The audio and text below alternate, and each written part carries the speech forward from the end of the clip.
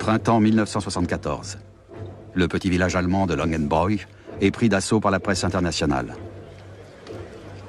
Les journalistes se bousculent pour être témoins d'un événement politique sans précédent. Le dissident Alexandre Solzhenitsyn, virulent critique de la mainmise de l'État sur la culture, vient d'être expulsé d'Union soviétique.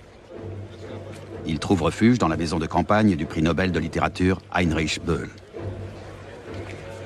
Ich bin sehr müde und ich bin besorgt wegen meiner Familie.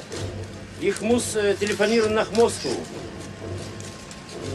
Nur heute am Morgen ich war im Gefängnis. Alexandre Solzhenitsyn espère qu'à l'Ouest, il pourra jouir d'une liberté culturelle totale. Il ne sait pas que de puissants services secrets sont aussi à l'œuvre de ce côté du rideau de fer pour contrôler le monde de la culture. La CIA s'intéresse à Heinrich Böll, l'hôte de Solzhenitsyn, et use d'un réseau d'influence secret pour s'attacher ses services.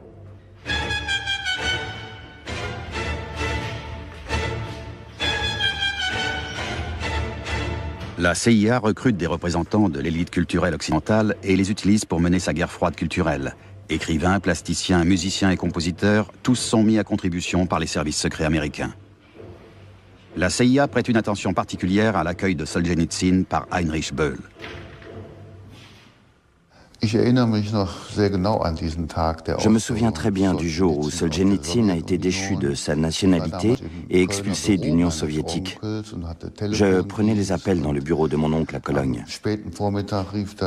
En fin d'après-midi, un employé du ministère des Affaires étrangères a appelé pour dire que la première personne que Solzhenitsyn désirait rencontrer à son arrivée à l'Ouest, c'était Heinrich Böll. Heinrich Böll, vous a-t-il jamais laissé entendre que la présence de Solzhenitsyn en Allemagne et chez lui pouvait avoir été orchestrée par les services secrets? Non, jamais.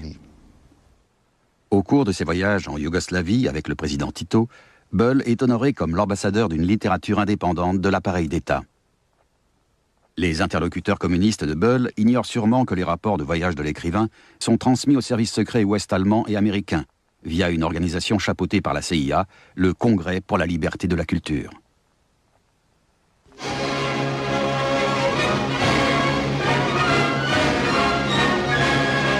In Berlin traf sich die geistige Elite von 4 Kontinenten zum Kongress für kulturelle Freiheit. Der bedeutende italienische Schriftsteller Ignazio Silone und Sidney Hook, Philosophieprofessor an der Universität New York.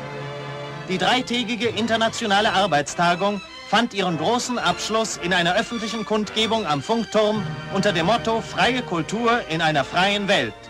Der englische Schriftsteller Arthur Koestler sagte abschließend, es sei an der Zeit, der Neutralität Lebewohl zu sagen. Die Intellektuellen des Westens haben ihre Defensivpositionen verlassen. Freunde, die Freiheit hat die Offensive ergriffen.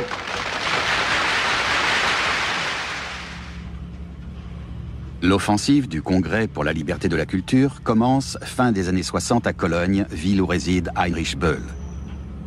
C'est d'ici que l'organisation de façade de la CIA lance ses filets dans tout le pays.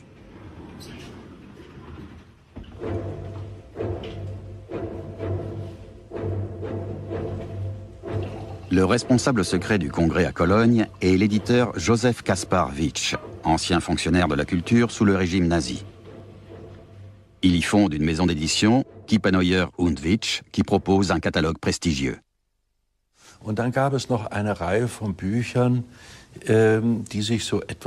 Plusieurs livres comportaient des zones d'ombre, non pas quant à leur contenu, puisque tout un chacun pouvait les lire, mais au niveau de leur financement. Il s'agissait d'ouvrages volumineux, dont la traduction avait dû coûter très cher. Or, il est peu probable que Joseph Kaspar Witsch avait les moyens à l'époque de proposer ses livres dans son catalogue sans un financement extérieur. Qui a pu financer l'édition de ces livres? La plupart d'entre eux provenaient des États-Unis. On songeait donc naturellement à une source américaine. Et on murmurait, sans le dire ouvertement, que le financement provenait de la CIA. Pourtant, Heinrich Böll a choisi Witsch pour éditer ses livres. Oui, il a choisi Witsch et il lui est resté fidèle jusqu'à sa mort. Les deux hommes étaient amis. Ils étaient très proches l'un de l'autre. Mais j'ignore dans quelle mesure Witsch a mis Heinrich Böll dans le secret du financement par la CIA. Et si c'est le cas, comment Böll a réagi? Je n'en sais rien. Les rapports de Heinrich Böll sur ses voyages à l'Est parviennent à Witsch et par conséquent jusqu'au service secret. Witsch, ancien membre des SA sous le régime nazi, rencontre des artistes et des journalistes influents dans cette résidence rattachée au Congrès pour la liberté de la culture. Le budget annuel est alloué par une fondation fictive créée par la CIA. Parmi les personnalités que Böll et Witsch rencontrent à Cologne, l'ancien agent des services de contre-espionnage nazi et ancien sous-lieutenant des SS, Berend von Nödbeck, l'ancien agent provocateur de la Gestapo, Hans Otto Weizmann, et la première garde des journalistes de la radio et de la télévision allemande. Qu'avaient donc en commun ces gens de lettres et ces auteurs de premier plan? Ils partageaient tous le même objectif que le Congrès, à savoir la liberté culturelle. Tous n'étaient pas artistes, mais tous étaient impliqués d'une manière ou d'une autre dans la politique culturelle. Et nous étions témoins devant notre porte de ce qui arrive quand on ne se bat pas pour la liberté. Ça commençait à l'est de l'Allemagne. N'aurait-on pas pu faire la même chose au sein d'un parti politique? Je ne crois pas.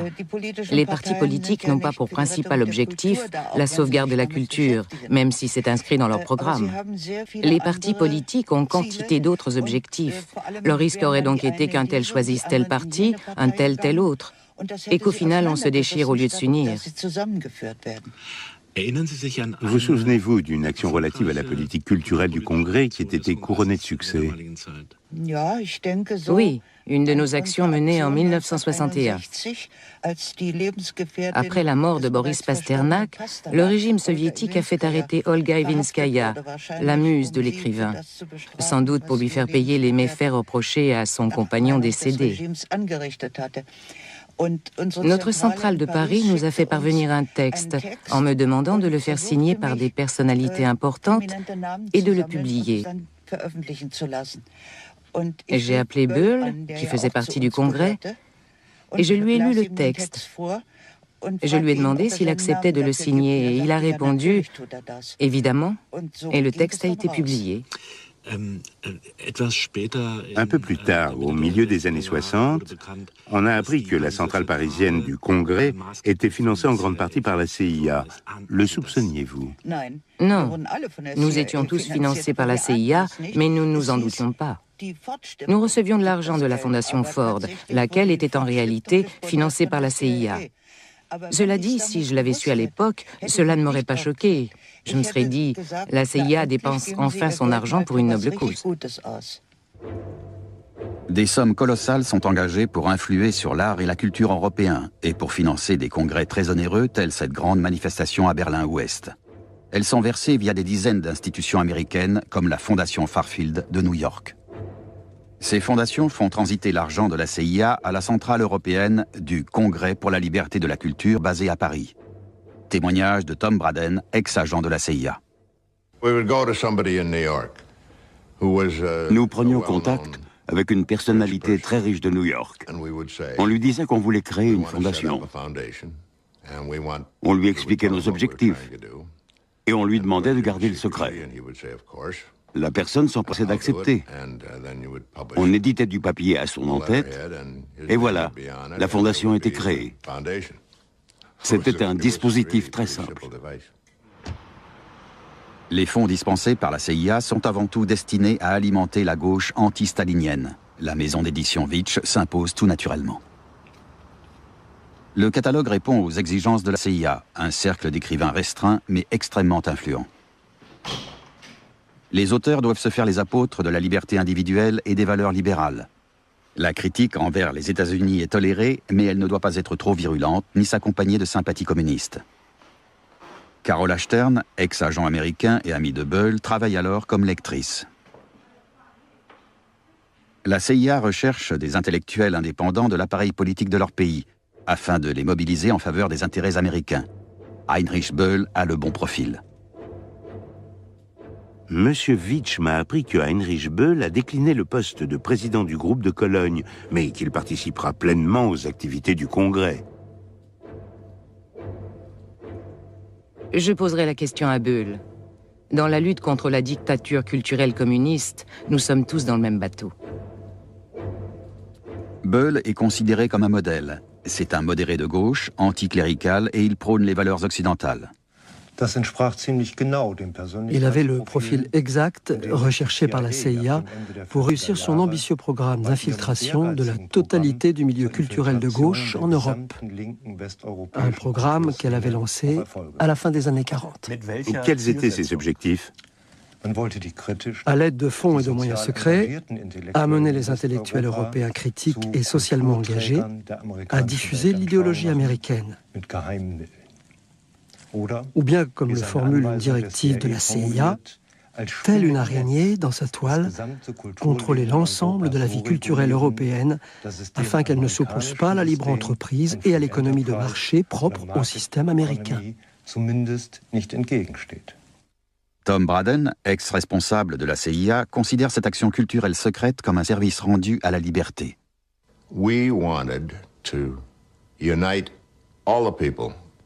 Nous voulions unir les écrivains, les musiciens, les peintres, ainsi que leur public.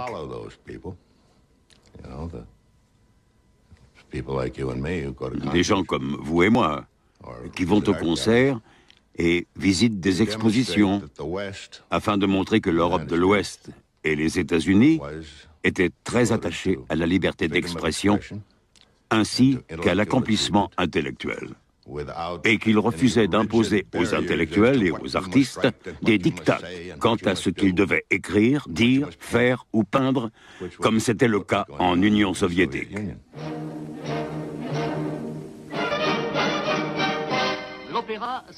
Par l'entremise de sa fondation de façade, la CIA entame en 1952 son offensive européenne avec un programme culturel des plus fastueux.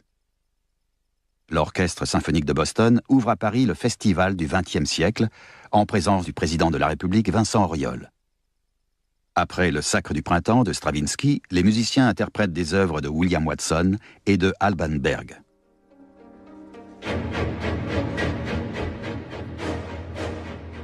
La campagne américaine pour la promotion de la musique atonale et de la peinture abstraite commence au Théâtre des Champs-Élysées, un édifice de 1913 orné de fresques suaves.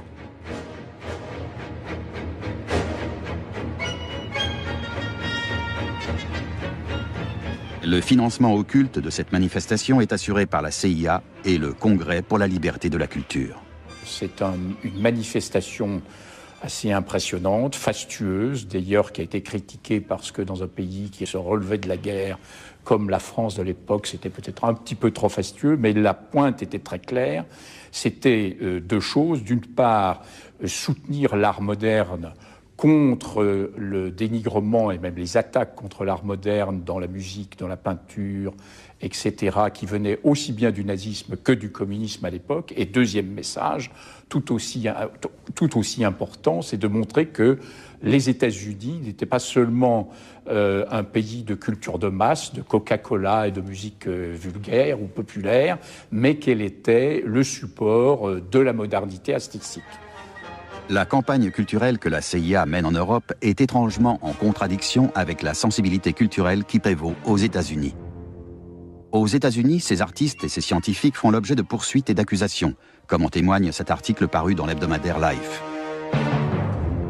Leurs idées ne sont pas conformes à la politique en vigueur. Également au banc des accusés, Thomas Mann. L'antenne allemande du Congrès pour la liberté de la culture considère Thomas Mann comme un ennemi de la modernité occidentale. Par égard envers nos amis américains, Thomas Mann, écrivain allemand et prix Nobel de littérature, ne peut être invité au Festival du XXe siècle de Paris. Les opinions de Thomas Mann sont incompatibles avec le plan d'action du Congrès et ses objectifs politiques. C'est de construire une communauté intellectuelle euro-atlantique troisièmement, c'est de trouver les moyens d'établir avec les créateurs qui sont soit dans les démocraties, essentiellement dans les démocraties populaires d'ailleurs, d'Europe centrale, des voies d'échanges intellectuels authentiques, non bureaucratisés et non pollués aussi par la lutte idéologique. Je dirais que le Congrès pour la liberté de la culture, en résumé, ce sont les belles années de l'Amérique libérale de l'après-guerre.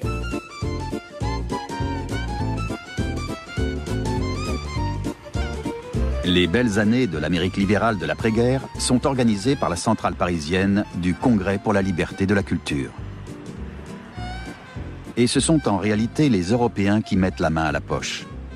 En contrepartie des produits américains importés dans le cadre du plan Marshall, ils doivent placer la contre-valeur en monnaie nationale sur un compte spécial. C'est avec les fonds de ce compte que la CIA finance ses opérations en Europe. Dans les actualités, les Européens sont systématiquement présentés comme des mendiants. Driven by war and famine to the brink of destitution, we have suddenly realized that life and livelihood for every one of us hangs on the work of peoples far beyond our shores. We have awakened to the harsh reality that Western Europe is no longer the undisputed center of the world.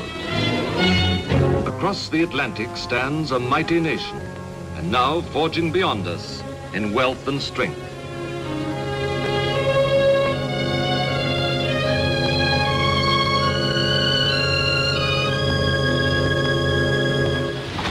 For Europe, harsh was the reality, and hard the task of reconstruction. Such was the beginning of the Marshall Plan. And this one simple act of statesmanship promptly evoked another. Swiftly, Europe herself set up an organization to grasp the helping hand.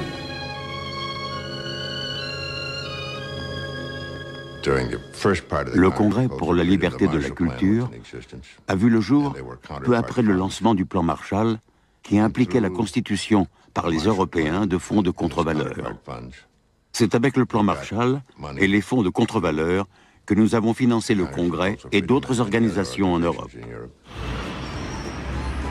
Des sommes colossales transitent par la succursale bâloise de la Chase Manhattan Bank avant d'arriver à l'hôtel Baltimore de Paris, première base des opérations culturelles de la CIA après la guerre. Les émoluments du personnel hautement qualifié du bureau parisien engloutissent chaque année 200 000 $. L'équivalent de 20 000 € est envoyé chaque mois en Allemagne. Parmi les bénéficiaires, l'antenne allemande du Congrès, ainsi que l'éditeur Vitsch et Heinrich Böll. Les archives révèlent que Raymond Aron est une des figures de proue du réseau culturel des services secrets américains et qu'il a bénéficié de leur dessous de table. Sociologue et philosophe influent, Raymond Aron n'aurait toutefois rien à se reprocher. Il se trouvait en conflit avec des gens qui l'avaient accompagné, puisqu'il les avait connus à l'École normale supérieure, comme Sartre, qui faisait partie des intellectuels de la gauche non communiste qui n'avaient pas pris, dans la guerre froide, une position militante ouverte contre le communisme. Sartre disposait d'une revue, Les Temps modernes, qui influençait certaines couches des intellectuels non communistes. Et comme en Angleterre, le Congrès pour la liberté de la culture avait pour objectif de liquider l'influence de revues qui, en quelque sorte, empêchaient une partie des intellectuels non communistes de rejoindre le combat pour la défense des États-Unis. C'était donc un combat central, mais un combat évidemment qui s'accompagnait d'une lutte anticommuniste plus ouverte et pour laquelle Aron a bénéficié d'une des armes essentielles en France du Congrès pour la liberté de la culture, c'est-à-dire de la revue Preuve. Sous la direction de Raymond Aron, la revue Preuve lance régulièrement de virulentes diatribes contre Jean-Paul Sartre. Les sympathies que Sartre nourrit pour la révolution cubaine sont considérées comme très dangereuses, car elles laissent se profiler une troisième voie entre Moscou et Washington. La vie privée de Sartre fait également l'objet d'attaques. Preuve surnomme la compagne de Sartre Mademoiselle de Beauvoir, une façon de condamner son union hors mariage avec le philosophe. Simone de Beauvoir et Jean-Paul Sartre se rendent ici à une représentation de théâtre à Berlin après la guerre. La jeune femme a blâmé les autorités françaises pour leur manque de clairvoyance quant à la vraie nature du régime hitlérien. Ses opposants l'accusent de porter des jugements à l'emporte-pièce. Le couple d'intellectuels ignore que ces attaques sont financées par la CIA. Les éditeurs de Preuve coordonnent leurs actions culturelles internationales dans des locaux du 1er arrondissement de Paris. Station Pyramide, 18 avenue de l'Opéra.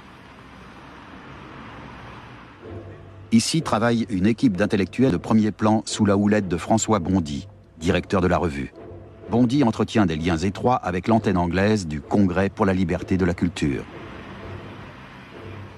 À Londres, le Congrès publie la revue Encounter et produit des films de propagande qui exaltent la liberté.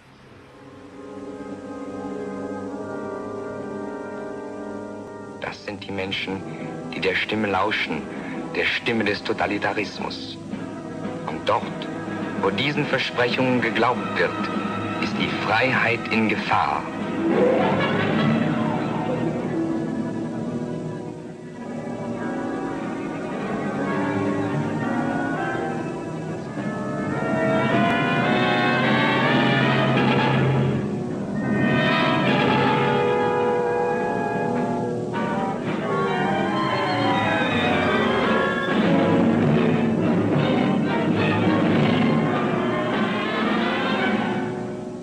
Der Staat würde bestimmen, wohin wir gehören und uns festhalten, wo es für seine Pläne notwendig ist.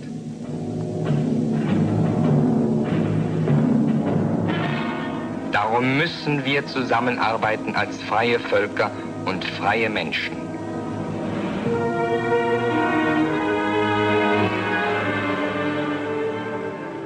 L'adaptation cinématographique de grands romans est orchestrée dans l'ombre par des collaborateurs du Congrès. Exemple le plus flagrant, 1984 de George Orwell. Sous l'influence de la CIA, le livre est transformé en porte-drapeau de l'anticommunisme.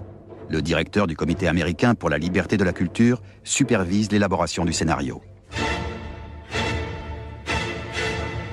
Orwell mettait en garde contre la toute-puissance de l'État, contre l'ingérence anonyme de ses fonctionnaires dans la vie quotidienne et contre la répression des opinions dissidentes.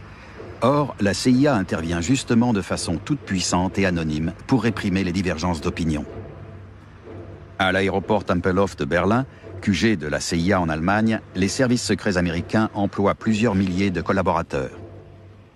Les dirigeants du Congrès pour la liberté de la culture entament dès 1950 leurs actions secrètes dans ces bâtiments construits sous le régime nazi. Dans le Berlin de l'après-guerre, devenu un véritable nid d'espions, le Congrès n'hésite pas à établir des contacts avec des terroristes, en prenant garde que son implication ne soit pas dévoilée. À la tête des actions culturelles du Congrès se trouvaient de brillants intellectuels comme Malvin Lasky, Shepard Stone ou Michael Schosselson.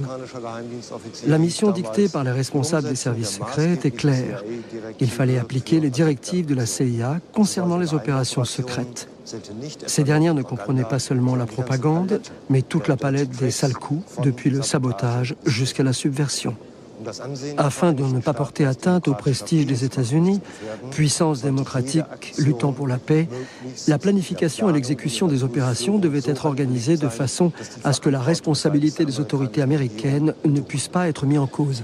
Qu'est-ce que ça signifiait en pratique ? En pratique, ça allait de la production de livres écrits de toutes pièces pour l'occasion et leur introduction clandestine dans la zone occupée par les soviétiques, aux attentats contre les structures sociales et économiques jusqu'au recrutement d'agents. Schosselson collaborait avec des organisations de façade comme le groupe de lutte contre la cruauté, en réalité un groupuscule anticommuniste, qui, avec l'aide du Congrès, faisait passer du matériel de propagande à l'Est. Ce groupe effectuait aussi de l'espionnage et est également responsable d'un grand nombre d'actions terroristes et d'actes de violence. Les organisateurs américains du Congrès ne dédaignent pas accueillir d'anciens nazis et des artistes au passé peu recommandables pour peu qu'ils puissent servir leur cause.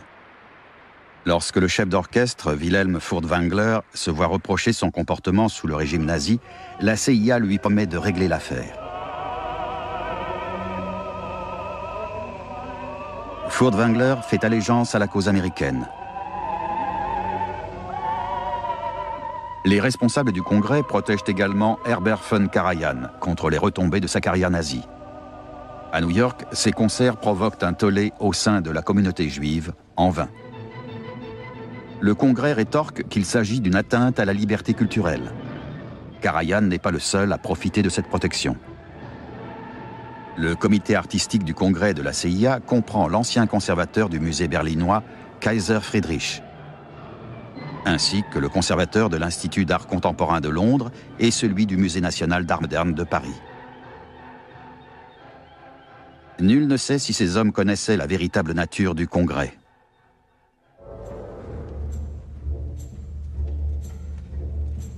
En collaboration avec le Musée d'art moderne de New York, le Congrès choisit Berlin comme un des centres de la lutte pour la liberté de la culture et de l'art. L'opération est menée comme il se doit dans le plus grand secret et vise des objectifs précis, comme la promotion de l'expressionnisme abstrait en peinture.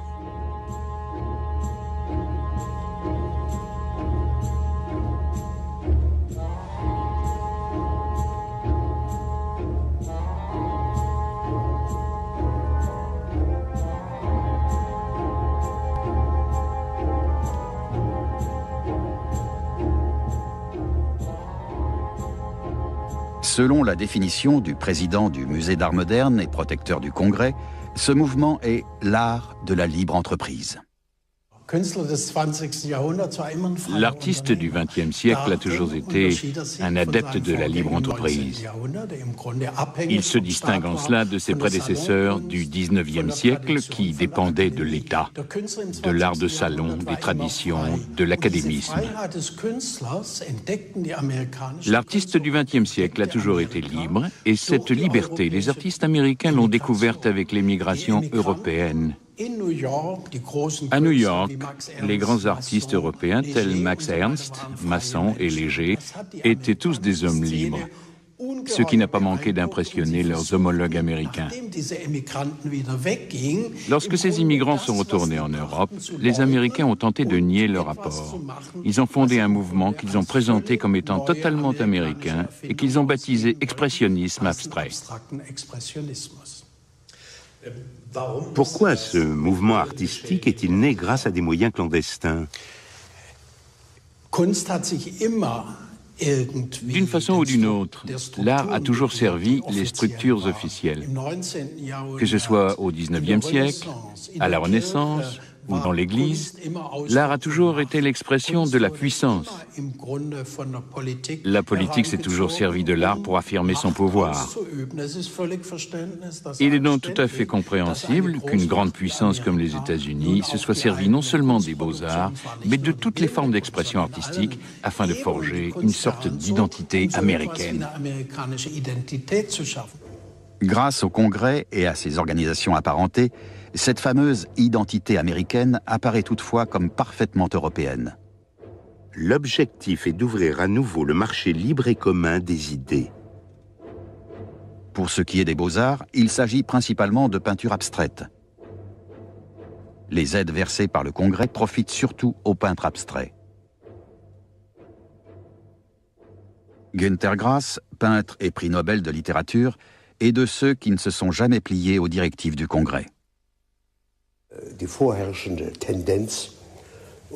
La tendance prédominante, et qui profitait d'aides massives, c'était la peinture non figurative, la peinture informelle. Willy Gros, qui faisait figure de pape de la critique d'art, a particulièrement fait la propagande de ce courant. En revanche, Karl Hofer, ancien directeur de l'école des beaux-arts et peintre que j'admire, a pris position contre ce mouvement. La propagande était orchestrée dans des publications comme le Tagesspiegel, mais surtout dans Monat. J'ai appris plus tard que la revue Monat, ainsi que des revues similaires comme Preuve en France et Encounter en Angleterre, étaient toutes soutenues et financées par la CIA. Mais à l'époque, nous ne le savions pas. Toujours est-il que cette querelle nous a incités, nous, les jeunes, à prendre position. Moi, par exemple, j'étais pour le figuratif dans le sens où l'entendait Karl Hofer, qui était tout sauf un ennemi du moderne. J'entends par là l'art moderne classique. En revanche, il disait que Kandinsky était un peintre kitsch mortellement bigarré. À l'époque, il nous a dit une chose qui nous a frappés. Il n'était pas du tout étonnant que la mode de la peinture informelle nous vienne des États-Unis, car ce pays aspirait toujours à être plus moderne que moderne. Et il est sans doute vrai que la tendance idéologique de la CIA était de représenter l'aspiration occidentale, les modernes d'entre les modernes. Et que cette aspiration allait de pair avec la promotion de la peinture informelle. Pour ceux qui étaient attachés à la peinture figurative, comme moi et bien d'autres collègues, cela a eu des conséquences. Ici, à l'Université libre de Berlin, ancien lieu de résidence de Günter Grass, les financements occultes des débats sur la culture sont restés en grande partie secrets. Dans les universités de Berlin-Ouest, il était naturel de lire les revues du Congrès pour la liberté de la culture. Écrire pour ces revues était un privilège. Pour Ekkehard Krippendorf, qui deviendra plus tard professeur de politique et de langue, littérature et civilisation nord-américaine, c'est un tremplin qui lui permettra d'entrer dans le milieu du journalisme critique libéral. Krippendorf écrit alors pour Monat, le pendant allemand de la revue française Preuve. Ses éditeurs sont considérés comme libéraux et indépendants. Si la revue Monat se présente comme un forum de débat ouvert, son ouverture est un leurre destiné à appâter les intellectuels. Appâter les intellectuels, c'est trop machiavélique. Lorsqu'on lit les articles sur le sujet, on ne peut douter qu'il y avait des gens dans l'ombre qui tiraient les ficelles. Mais les grands intellectuels comme Arthur Koestler, Isaiah Berlin et bien d'autres, la crème de l'intelligentsia de l'époque, y participaient. Eh bien, cela n'était pas corruptible au sens commun du terme. Disons plutôt qu'on les a attirés sur une voie dont ils n'ont plus réussi à s'extirper par la suite. Voilà le danger. Ils pensaient très honnêtement que les États-Unis étaient le pays de la liberté, que ce pays avait libéré l'Europe de l'Ouest et que le communisme, celui de Staline, constituait un véritable danger pour toute politique libérale, toute culture libérale. Cela ne signifie pas pour autant qu'ils se soient fait les sbires de la politique américaine. Mais ils le sont devenus de façon objective, car ils ne pouvaient pas sortir du piège. Et ils ont pris conscience de ce piège lors de la guerre du Vietnam. Là, ils ont compris où ils avaient mis les pieds. Le piège est posé par le Congrès et financé par la CIA. L'argent profite aux Allemands Heinrich Böll, Peter Hartling et à l'éditeur du Monat, Jais Rich. Aux Français René Tavernier et Mannes Sperber et aux Suisses François Bondy. À l'Italien Ignazio Silone et au Britannique Stephen Spender. Motif des versements, frais de voyage pour le Congrès international du Pen Club en Yougoslavie, afin de renforcer la présence de l'organisation pilotée par les Américains.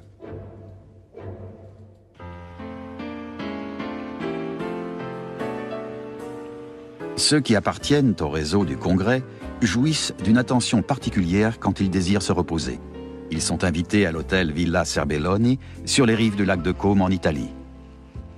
Heinrich Böll prend également des vacances dans la région, mais il n'est pas convié à séjourner là où se détendent ses amis du Congrès.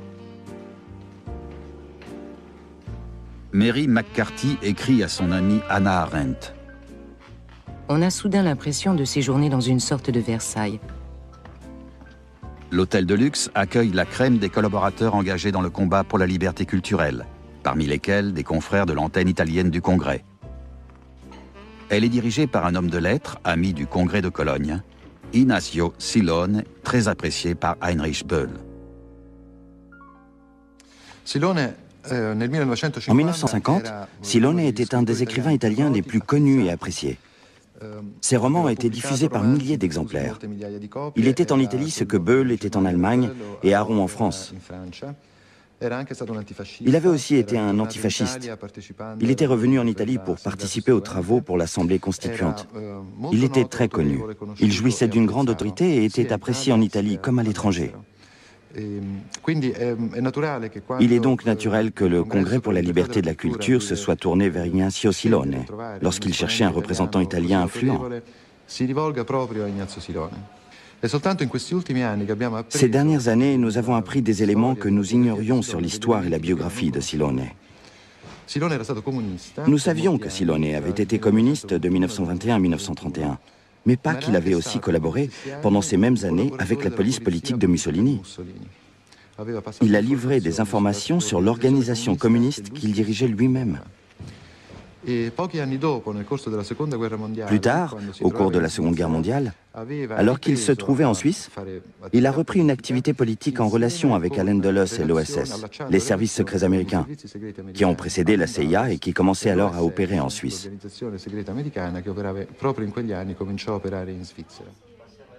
Silone a travaillé pour la OVRA, la police secrète de Mussolini, sous le pseudonyme de Silvestri. En 1956, il devient directeur de la publication de Tempo Presente, la revue du Congrès.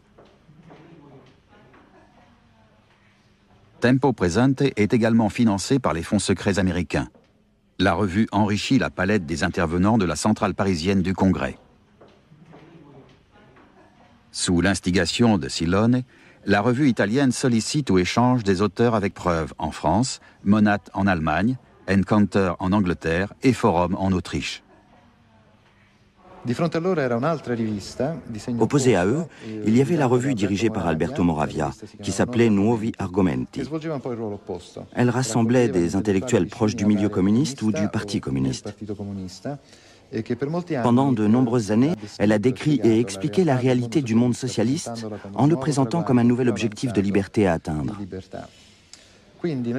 Au cours des années 60, il existait donc deux revues, Tempo Presente, dirigée par Silone, et Nuovi Argomenti, dirigée par Alberto Moravia. La première était soutenue par les services secrets américains et les États-Unis, l'autre était soutenue par le Parti communiste et financée par Moscou. Ces deux revues étaient le symbole de l'antagonisme entre deux mondes culturels et politiques. Lorsqu'Alberto Moravia, opposant du Congrès, ici à côté de son ami Pasolini, commence à écrire des scénarios pour le cinéma, il se retrouve aussitôt dans le collimateur de la CIA. À Paris, à la centrale du Congrès, un autre opposant à l'ingérence culturelle des Américains devient lui aussi suspect, le poète chilien Pablo Neruda. En 1963, sachant qu'il est un des favoris pour le prix Nobel de littérature, les collaborateurs de la CIA du boulevard de l'Opéra orchestrent une campagne de calomnie, grâce à des agents infiltrés en Suède. De John Hunt à René Tavernier. Nous avons besoin d'un document à charge que nous ferons circuler parmi des personnalités choisies. De l'agent à John Hunt. Voici l'article que j'ai rédigé afin d'attaquer Neruda, le mieux c'est de le ridiculiser. De John Hunt à René Tavernier. L'article sur Neruda me semble un peu sec. Veuillez adapter le texte comme suit. Après l'introduction, veuillez continuer de la façon suivante. Pour finir, veuillez conclure l'article par un résumé dans lequel vous constatez que vous avez bien du mal à considérer Pablo Neruda comme un poète majeur. Je ne connais pas cette affaire Neruda, puisque je n'ai travaillé que sur l'Europe, mais elle pose un point très important sur la question de savoir ce qu'on appelle Congrès pour la liberté de la culture. En effet, le Congrès pour la liberté de la culture, c'est un secrétariat international américain localisé à Paris, effectivement, mais ce sont aussi des revues, des groupes nationaux, et le Congrès se développe en tension entre ce secrétariat américain et des intellectuels italiens, français, allemands ou britanniques. Et évidemment, il y a énormément de mémorandums ou de mémoranda qui sont publiés, qui sont lancés comme des ballons d'essai par ce secrétariat international. Ça ne signifie pas du tout qu'ils soient tous suivis des faits ou qu'ils soient tous repris par les partenaires européens, notamment du Congrès pour la liberté de la culture. De Julian Gorkin à John Hunt. Voici l'article que vient de publier un des journaux suédois les plus importants. Sans apparaître nous-mêmes, et grâce à nos relations avec le secrétaire du comité du prix Nobel, le résultat obtenu est meilleur que nous aurions pu l'espérer. De Michael Josselson à John Hunt.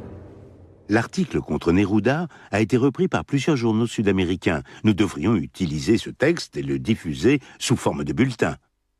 C'est fait.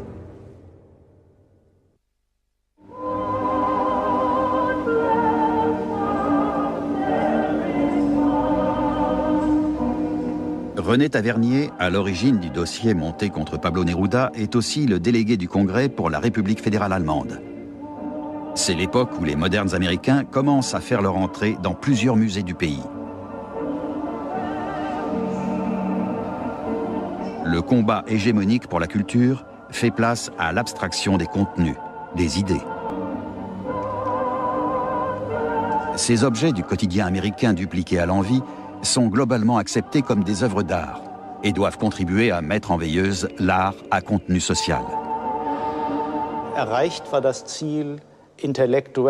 Ils ont atteint leur objectif qui était de réunir des intellectuels libéraux, sociodémocrates et conservateurs des États-Unis et de l'Europe de l'Ouest. Mais ils ont échoué à attirer dans leur rang des intellectuels communistes. Quelle méthode utilisent-ils à cette époque ? Ils essaient d'utiliser des méthodes douces, c'est-à-dire d'engager le dialogue, de proposer des échanges, des débats. Leur argumentation est que tout, au fond, est relatif. Les idéologies sont des positions du passé. Ce sont les tranchées de la guerre froide dont il faut sortir. Il popularise la désidéologisation prônée par Fritz René Allemann, une des têtes pensantes du Congrès.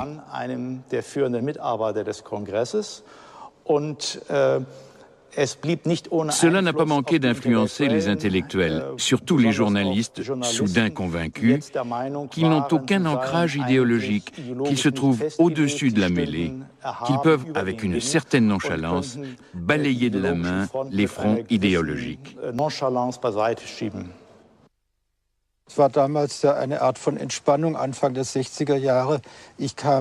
Au début des années 60, c'était une sorte de divertissement. J'étais revenu de Berkeley pour travailler dans la presse à Hambourg.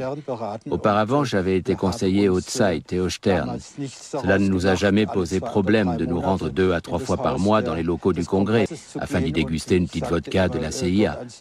Cela nous divertissait même. Cela ne nous choquait pas. Cela ne nous taraudait pas. Nous trouvions cela naturel, tout comme les rumeurs, et cela nous faisait bien rire.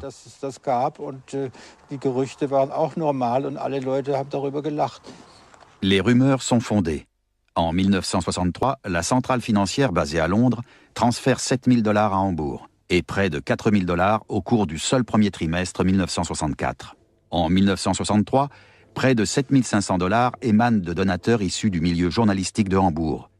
$50 000 sont ainsi versés chaque année à la revue Monat. En avril 1966, le New York Times publie un article sur les financements occultes de la CIA, dans lequel il cite le Congrès pour la liberté de la culture. Même des proches collaborateurs du Congrès sont choqués. Les révélations ont porté un coup considérable au Congrès, en tout cas sur le court terme, parce qu'elle s'inscrivait aussi dans des révélations beaucoup plus larges sur les actes de la CIA dans tous les pays depuis les années 50, et ceci en pleine guerre du Vietnam, alors que cette guerre du Vietnam groupait des oppositions très importantes aux États-Unis et en Europe. Et l'effet ravageur, car il y a eu effet ravageur, malgré la discrétion de la grande presse en France, l'effet ravageur a été démultiplié par la fameuse interview du chef des activités extérieures de la CIA au Congrès, c'est-à-dire Tom Braden, puisque Tom Braden, comme ces messieurs faisaient mine d'être surpris, choqués de la révélation de leur financement par la CIA, ces messieurs se sont fait répondre par Braden qu'ils se moquaient du monde, puisque la CIA les avait payés depuis le début, depuis les années 50, pour mener la lutte résolue contre le communisme, contre l'Union soviétique, et que s'ils n'avaient pas fait ça, ils n'auraient pas reçu d'argent. De sorte évidemment qu'il a été nécessaire, dans un certain nombre de groupements, de retirer quelques noms américains compromettants, par exemple à l'Institut d'histoire sociale, et ailleurs que des revues se sont effondrées, voire même le Congrès lui-même, mais que les liens avec les États-Unis, parce que les nécessités demeuraient les mêmes, se sont maintenus, y compris les liens financiers. À Cologne et dans la maison de campagne de Heinrich Böll, on ne semble pas percevoir le scandale. Les organes de presse, d'habitude si prompts à faire état des moindres suspicions, ne soufflent mot sur les révélations sulfureuses. On se dépêche de mettre en sécurité les produits européens issus de la machine culturelle secrète. La revue Monat, fleuron journalistique avec ses auteurs tels Heinrich Böll ou Siegfried Lenz, est en péril. Aussitôt, l'éditeur du Zeit à Hambourg s'emploie à la racheter. Ces messieurs étaient très proches du Monat, mais aussi du Congrès où on les considérait comme idéologiquement inoffensifs. Est-ce que cet aspect a joué un rôle lors des négociations pour la vente du Monat ? Ça n'a joué absolument aucun rôle. En dépit de quelques différences, la concordance entre les deux partis, le Zeit d'un côté, le Monat de l'autre, était finalement très grande sur le plan politique et journalistique. On se considérait des deux côtés comme des libéraux. Et donc, cet aspect n'est pas entré en ligne de compte. Il est clair que la guerre du Vietnam avait renforcé la méfiance envers les États-Unis. Mais cela ne jouait pas un rôle suffisamment important à l'époque pour qu'on en parle. Avec qui avez-vous négocié ? J'ai négocié avec Shepard Stone, un délégué américain. Je l'ai rencontré à Düsseldorf, à l'hôtel Breitenbacherhof, à l'occasion d'un déjeuner des plus plaisants où nous sommes très vite tombés d'accord. En tout cas, il avait le sentiment que le Zeit était le partenaire idéal pour le Monat. L'affaire a été bouclée en un tour de main. Cela ne vous a pas intrigué de voir un citoyen américain négocier la vente d'une revue qui avait publié après la guerre l'élite des écrivains européens, parmi lesquels Raymond Aron, François Bondy et Heinrich Böll. Nous n'étions pas le moins du monde soupçonneux, en dépit des rumeurs selon lesquelles la CIA était mêlée à cette revue. Le Congrès avait été fondé par les Américains. Nous savions pertinemment aussi que les Américains n'auraient jamais lâché les rênes de cette institution. Nous trouvions donc normal que ce soit des Américains qui vendent la revue. Nous avions toutefois décidé que toute ingérence américaine cesserait dès que la revue deviendrait propriété du Zeit. Ces révélations n'ont aucune incidence sur les activités politiques d'Heinrich Böll, pour peu qu'il en ait eu connaissance. L'écrivain allemand prend la tête d'une sous-organisation du Congrès et de la CIA. En tout cas, son nom est utilisé, tout comme celui de Raymond Aron. Le comité des éditeurs et des auteurs pour la collaboration européenne distribue des sommes importantes. Ici, 10 000 $ pour de prétendues bourses, là, 10 000 $ pour la sortie d'un livre, le plus souvent en Europe de l'Est. Pologne. Sur place, nous avons doublement influencé le développement de l'art d'avant-garde, directement et indirectement. URSS. La participation du peintre Bieloutin au programme d'aide s'est déroulée de façon clandestine. Dans cette lutte culturelle secrète menée par la CIA et ses organisations de façade, Heinrich Böll a pris une place prépondérante, en tant qu'avocat irréprochable de ses confrères écrivains et artistes d'Europe de l'Est. Heinrich Böll était-il manipulé? Cela ne m'étonnerait pas. Ils étaient extrêmement habiles. Et Heinrich Böll était un homme d'une bonne foi prodigieuse. On pouvait l'utiliser et même abuser de lui. Quand on considère sa bonne volonté, quand on voit la façon dont il s'investissait pour des écrivains persécutés en URSS, On ne peut pas exclure qu'ils aient voulu profiter de l'occasion pour l'utiliser, pour se servir de lui. Je ne crois pas que la CIA ait réussi, car Heinrich Böll a toujours suivi sa propre voie pour aider ces personnes. Même s'il s'est trouvé mêlé à son insu à des réseaux organisés, il aurait été vain d'essayer de l'enfermer dans un camp quelconque. Le camp dans lequel Heinrich Böll agit est sous les ordres d'Allen Dulles, directeur de la CIA. Ce dernier engage des activités de propagande sur tous les fronts. De la propagande grise à travers laquelle les instigateurs secrets doivent former l'opinion au niveau planétaire. De la propagande de base afin de manipuler de grandes organisations telles les syndicats et les partis, ainsi que des activités culturelles. Le Congrès pour la liberté de la culture est le premier organisme de sa liste d'affectation. Au vu de ce concept, Böll, Aron, Bondy et Silone sont parfaitement interchangeables.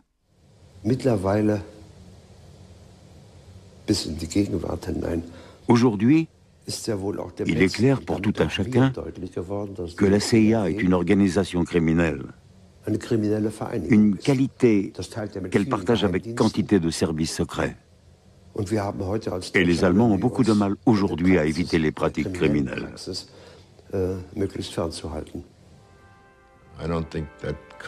Je pense que seuls les États-Unis étaient à même de faire une telle chose.